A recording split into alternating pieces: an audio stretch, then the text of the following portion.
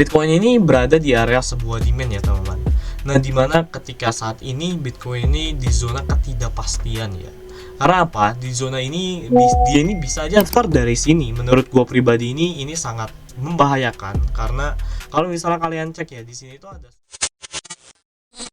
Oke, halo semuanya. Jadi balik lagi bersama gua CryptoPost teman-teman. Nah teman-teman, jadi kita awali itu dengan analisa next move-nya Bitcoin, dia bakal kemana. Dan kalian wajib dior ya. Ini hanyalah sebuah analisa pribadi gua yang Oke, jadi yang pertama kalau misalnya kalian cek ya di time frame weekly-nya sendiri, kalian bisa cek di sini. Bitcoin ini berada di area sebuah demand ya teman-teman. Nah, dimana ketika saat ini Bitcoin ini di zona ketidakpastian ya. Karena apa? Di zona ini dia ini bisa aja down ke bawah, jebret, dan juga dia ini bisa aja bouncing ke atas. Nah, ini tuh adalah sebuah zona ketidakpastian teman-teman. Nah, ketika Bitcoin ini berada di zona ketidakpastian, yang harus kita lakukan itu memastikan ya Bitcoin ini mau kemana gitu. Nah, kita coba ya masuk ke time frame yang lebih kecil, dan gue coba mau ingetin ke kalian. Kalian bisa nonton videonya sampai akhir, kalian bisa memaknai penjelasan gue. Karena kalau misalnya kalian nggak nonton videonya sampai akhir teman-teman, gue bisa bilang kalian takutnya miskonsepsi terhadap apa yang gue sampaikan. Nah oke, kita coba masuk ke time frame daily. Di dailynya sendiri nggak ada yang menarik ya sebenarnya. Di dailynya sendiri tuh cuma dia down, kalian bisa cek ya, cuman dia ini down kayak gini. Terus mana sih dailynya tuh? Nah, dailynya tuh cuman down, terus dia bouncing ya. Nah, terus dia turun lagi. Nah, sekarang gua akan mau coba ngasih tahu lagi ke kalian next move-nya Bitcoin itu dia bakal kemana. Oke teman-teman, jadi yang pertama kalau misalnya kita cek di time frame 4 hanya sendiri.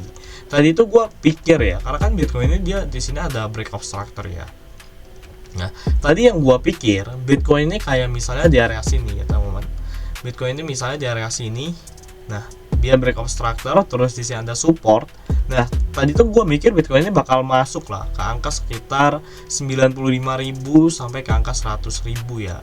Ternyata tidak. Ekspektasi gue ini terbantahkan ya. Kirain gue tuh bakal reversal di situ.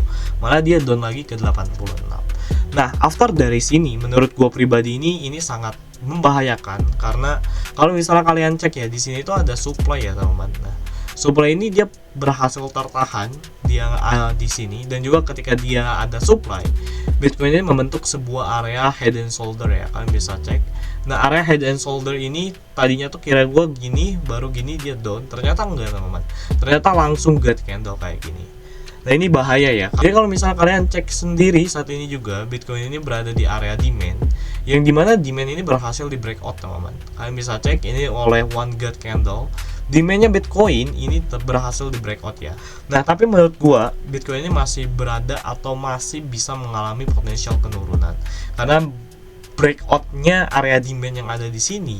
Ini next move-nya Bitcoin ini bisa aja masuk ke angka sekitar segini ya. Jadi nah, dia ini potensial, dia ini masuk ke angka sekitar 80.000. Dan ini untuk Bitcoin ya, targeting untuk Bitcoin menurut gua pribadi teman-teman. Karena apa? Kalau misalnya kalian cek saat ini Bitcoin ini kan ini head and shoulder, terus dia berhasil membuat sebuah reversal di area supply, dan juga area demand yang ada di sini dia berhasil di breakout. Berarti ini udah ada beberapa indikasi menandakan bahwa Bitcoin ini masih still on bearish teman-teman. Jadi jangan dulu berharap Bitcoin ini untuk naik, ini masih still on bearish. Nah, jadi gitu aja teman-teman untuk next move pergerakan harga Bitcoin saat ini. Untuk kalian yang mau update analisa lain sebagainya, kalian bisa cek di Telegram gua.